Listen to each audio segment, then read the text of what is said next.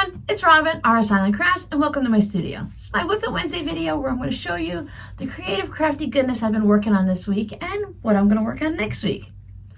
I finally feel like I've accomplished something. It's been a couple of videos where I've been doing non-crafty things or prep work, and I actually have some finished items to show you and some more prep work. Earlier this month, we were getting our severe thunderstorms around 4 or 5, lasting till about 6, 7 o'clock at night.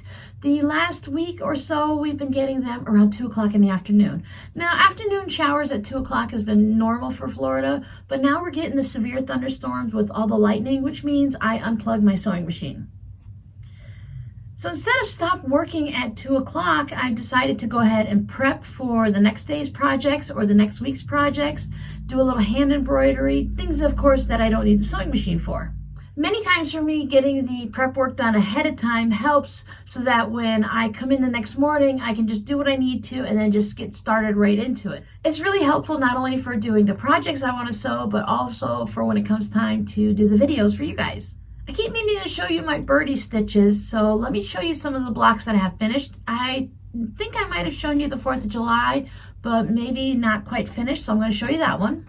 So this is the 4th of July, and I used the metallic threads on all of the fireworks. And for those curious, that's what the back looks like. My backs are usually pretty good and not too messy. So here is August. There we go, August with the sunflower. I used a variegated yellow-orange combo thread through here. I didn't know what to use for the birdie. It's hard to really see the color, so this is kind of a turquoisey into greeny aqua type color. And now I'm working on September. This block was super quick because I only used the thread for here, so I just went around and around. I didn't have to change the threads. You don't have to change them for the brown, you don't have to change them for the green, and the same thing with the birdie. You just have a couple colors. But I wanted a nice variety for my tree. So I use the same color floss for 2 or 3 of the leaves, depending. And depending on whether or not I already had a lot of brown, I would go ahead and bring in a red or green and just add some more to spread it around. So it's taking me a while. The trunk of the tree, you know, that's just minutes. And then these, each one you have to do them, stop the thread, you know, go over and then find another one, figure out the thread you're going to use, you know, put it on the needle. It just takes a longer time to do it. So I only get maybe 2 or 3 of the leaves done in a session. I started my birdie blocks in March or April, so I still have to go through to December and then go back to the beginning of the year because I wanted to start the blocks on the month that I started the blocks on. While we're talking about stitching, I wanted to show you a mushroom I made. This little mushroom I did with an online crafting quilting group maybe 4 or 5 years ago. So it has all this little embroidery on it. It's all made from felt. And he's been sitting on my shelf in my bedroom collecting dust, but I thought it would be fun to bring him in here, let you guys see it, and then just let it hang out in here, you know, collecting fiber fuzz and thread dust. I've been searching on my computer for the pattern. I haven't come across it yet because I'd love to make more of these. I could just re-engineer it and find any type of felt mushroom pattern, of course, and just add my own stitches, follow this one or make other ones. I love the little windows. So this guy, he's about 5 inches tall, and he's gonna sit on the shelf right there. He's actually sitting in a jar. These are all the little triangle cuts from when I make bowl cozies. I've made projects with them before. I made fabric postcards, I've made zipper pouches, and I just didn't want to do anything with them right now, but I also didn't want to throw them away. So the little mushroom, he can hang out there with the rest of my little crafty buddies. Here is my container of finished projects. Before we get into it, I'm going to pop up a little quick video I did of some fabric postcards that I made, and several of them have been mailed out already. So I want to do a quick video so you guys would see them. I'm trying not to forget recording all of the fabric postcards I make instead of just making them and sending them out and then going, oh, I forgot. So check this out. I made a handful of simple fabric postcards this week. the ones with the dress forms on it. Then this is same fabric from that, just a different piece of fabric, but from the same collection. And some fun froggy scraps that someone mailed to me. And since you just saw fabric postcards, I'll show you the other ones that I made.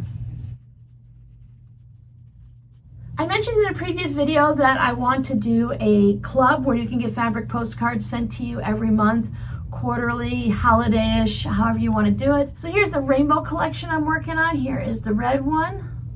I need to have some made up so I can have an example of what you could receive, even though each person's fabric postcards would be pretty much a one-of-a-kind. While fabrics could repeat in other postcards, chances of them being exactly the same fabrics in exactly the same location would be rare. You already saw the orange one previously. Here's the yellow. I like with these small cards that I can play with the fabric, even though it's just simply sewn like this. So this is a flannel, but it's got all the little bubbles on it, like soap bubbles. I was thinking like bath bubbles or something. And then this is from a fat quarter that I use in the lining of a tote bag. And it says, snug as a bug, and here, fishy, fishy. And then just some other ones. Here's some John Deere, and then this. So I was thinking, while they are going to read as a certain color, not all of them are going to be strictly one color. So like here's the green one, and it has some yellow down here mixed in. It's from the same fabric that reads as green, and it came from my green container, but it does have a little bit of a different color in it. Just like the orange has black and white. It's going to happen. Otherwise, it would be very, very flat looking. So here's a blue one. I got a little bit of Blue's Clues down here, and someone sent me this, I'm guessing from their leftover shark quilt. So that says shark bait, and it says R, and a bit of walk the plank. This one right here in the corner, my daughter had shorts that look like this, but this is from an actual fat quarter, I believe. And then a pretty purple one. Nothing fancy, nothing exciting. It's just 5 fabrics sewn together, but it has that really cute centerpiece with the flowers and the butterflies, all in the pretty purples. And I think someone who just wants to collect fabric postcards or to hang them up on the wall as decorations, it might be fun to have a rainbow collection. I know for me, it'll also be fun to go wandering either through my stash and finding fabrics that have some type of a design or writing on it that would be cute or fun, funny, whatever, and then to maybe go shopping at Joann's and just do a little bit of searching through the fabric, specifically looking for something with red apples or something like that. And I think the holiday versions will be fun too, to come up with some type of a design. Now they won't all be just scrappy like this. As I get building up the supply and getting ready to post things, I'll have different ones that maybe you'll get a snowman collection or a flower collection, or maybe you want one with all sailboats on it, something like that, that it's a theme, but it can be created in fabric postcards. Plus, I've been using the thread to match, so that's fun too. This Friday's tutorial, we are going to be revisiting cozies. This time we're going to make ice cream cozies. So that's why these are more tall and skinny. I don't have an ice cream container nearby, but you guys get the idea. This, you put the little pint ice cream inside. And of course, they are reversible, just like the bowl cozies. So this tutorial will be out on Friday, and the next random tutorial, I'm going to show you a neat little trick that if you don't want to make it as a bowl cozy, I'm going to show you something else you can do with this. I finished my Patreon quilt. This is Love Blooms. I'll go ahead and put a link to the pattern down below in the description box. I love the way this turned out. Made this with my patrons, and we also learned about putting a flange into the border area there to give it that nice framed look.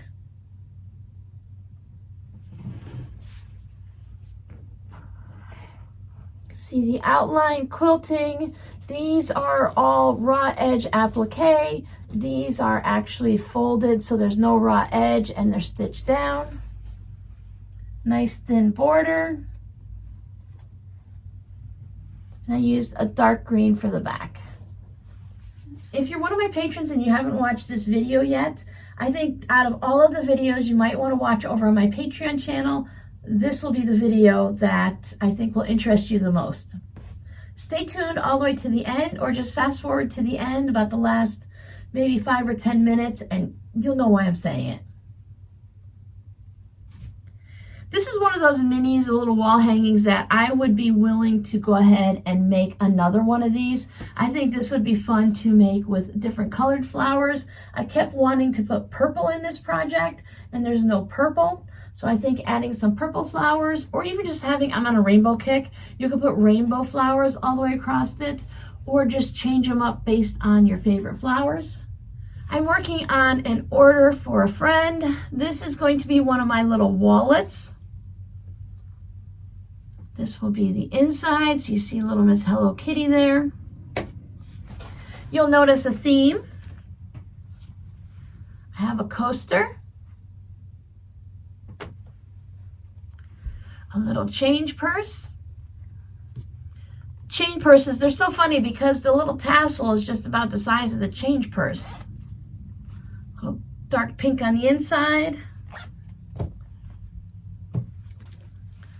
A zipper pouch. Use the same fabric on both sides. And this one has white with dragonflies on the inside.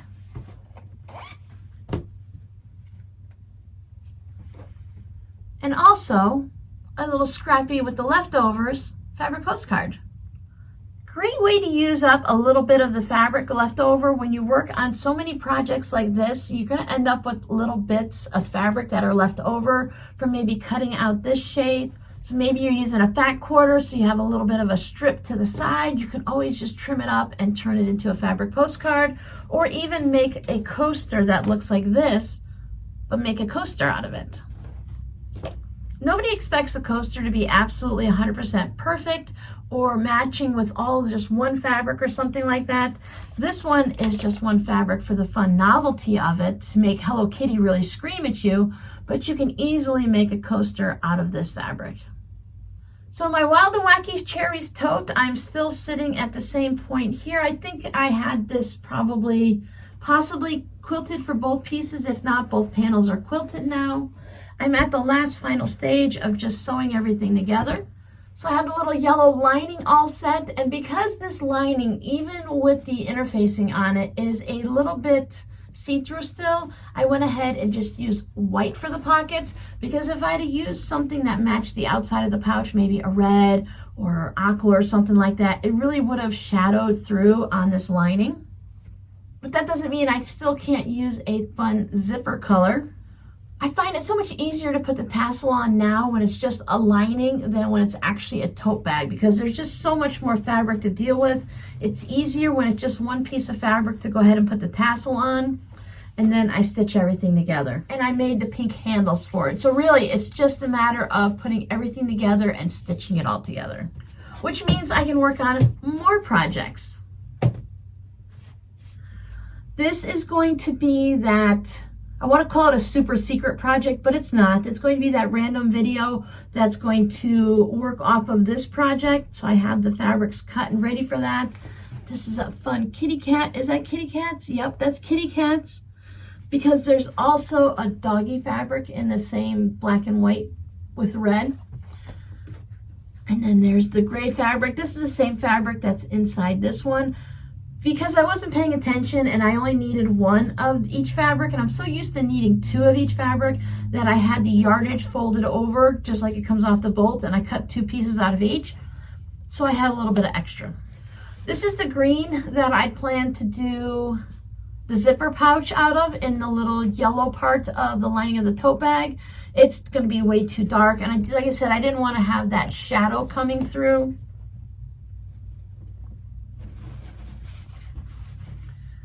And it's not that it's a big deal, but it just changes the color of that yellow and makes it kind of muddy and dark. Where when I just use the white, you might get a little bit of a shadow that there's something there, but you don't actually see.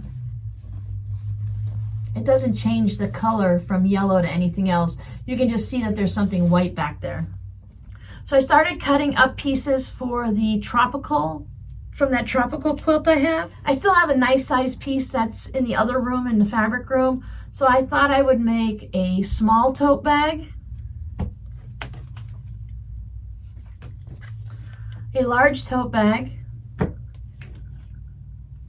a sewing machine mat. I put little sticky notes so I wouldn't forget what each one is supposed to be. A couple zipper pouches, a couple coin pouches.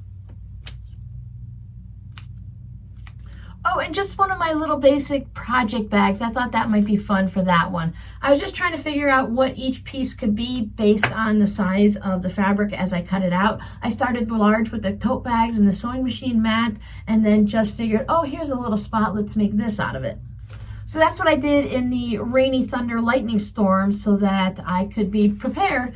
And I could still add more things to this. Of course, with the tote bags, I still need to get the batting and the faux backing, and everything needs to have either the stabilizer or the batting or the fusible fleece added to it. So that'll be for this afternoon when the next thunderstorm comes through. They've been very predictable this month. So I have my Show You on WIP It Wednesday finished projects, my Going to Work on Soon projects, my currently working on, so I keep the thread in there, and there's my headphones for when I'm listening to YouTube or the Hallmark Channel or whatever. And this is my future cut up and use it for something project container. So these baskets work really great for me. I can stack them up, I can put them on different places around here, and I don't have to worry about them. They stay out of the way, but when I'm ready for something, I can grab it and it's all there. So this is my, I found it at the Dollar Tree, and I want to turn it into coin pouches or zipper pouches fabric.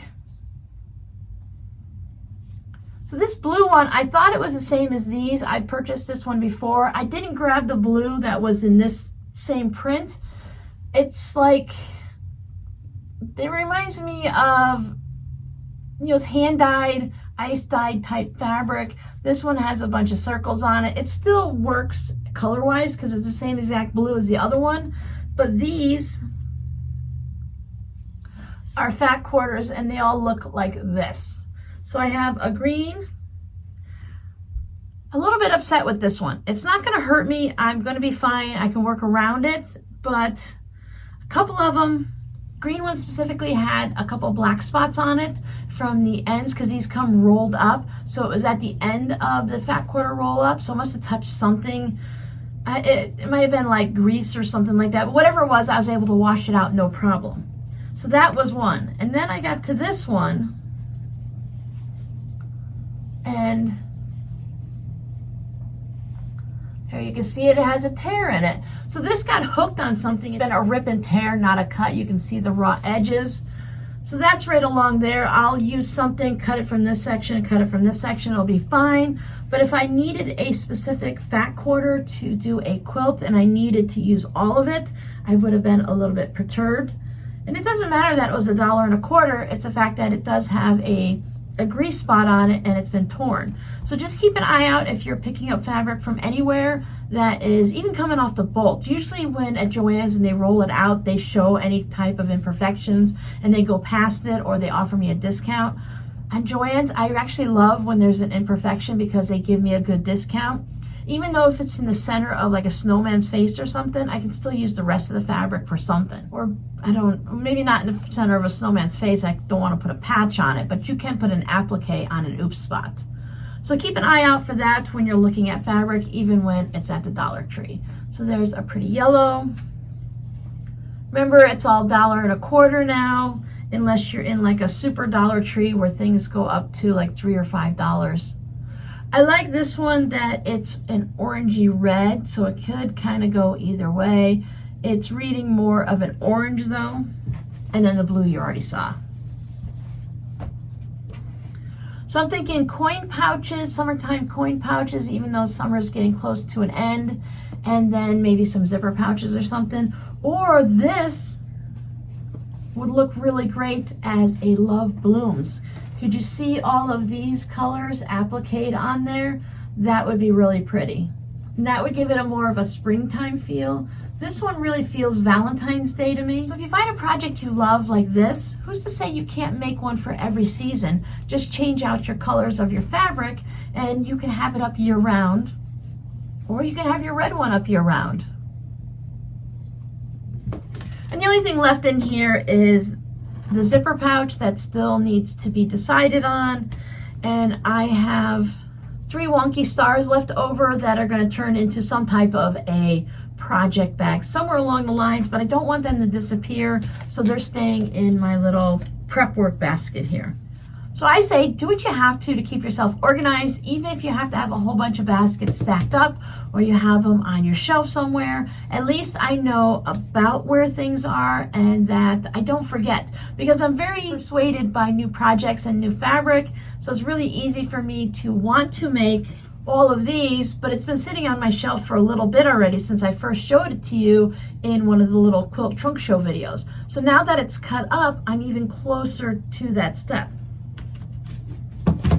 I even sorted all of my zippers this weekend, and I put them in little zipper bags based on the length so that I know what size and what color I have. And I think my shortest ones are, I think they're 9 inches long, the shortest ones. So that way I know for my coin pouches, I have plenty. Now, of course, it is better to have a little bit of a shorter zipper, maybe 6 inches, but I do have some purple zippers on a roll that I haven't tried out yet, and it has purple in it, so it would work. So your scrappy word for today is prepare, or prepared. Do you prepare your projects ahead of time? Are you prepared to have something to work on when you're at that point where you're like, I don't want to do nothing, but I need to do something, and I don't want to just sit there and stare at the TV type of project? As you can see, I have my bins and baskets everywhere. They don't need to be super sturdy for me. That's why I don't mind certain ones from the Dollar Tree. I try to stay away from the really flimsy ones. These are kind of close. They do have a wider little section here, so it's not too bad, but it would be really easy to break any of these sections here. So I'm just really careful. I hold them from the bottom when I carry them if they have anything in them. These, even though they have the little thin ones, they are a bit sturdier. The little sections are thicker, so it is easy for me to go ahead and move these around. And I think these are meant for beaches, and they come out in the summer, and they also come out at college time for kids going back to school to put their stuff for their dorm when they're going to the shower. So it's a nice little shower caddy, so it is a little bit flexible. So beach toys, shower caddies, or WiP It Wednesday projects, they all work. The only thing left I need to figure out for my bins and baskets is if I do get anyone who wants to order these, I need to make sure I have things set up. I haven't decided if I want to just have one container for all the rainbow, or if I want to have it for month number 1, 2, 3, 4, 5, 6 up to 12, because I'm thinking 3 month, 6 month, and 12 month memberships, just to dabble in it a little bit and see how it works. And if it becomes popular, then I will expand out into other things. I think coin pouches, zipper pouches, things like that might be fun to do in a subscription type thing. Of course, there will also be a little bit of a question and answer thing, because you don't want a zipper pouch that's green if you're like Saslet and she hates green, so you wouldn't want to send her something green. So you need to make sure that we communicate between the two of us, so what you do like and what you don't like, because I wouldn't want to send you a rainbow if you're more of a black and white person. So thanks for hanging out with me. I'll see you guys in the next video, which should be these. Bye.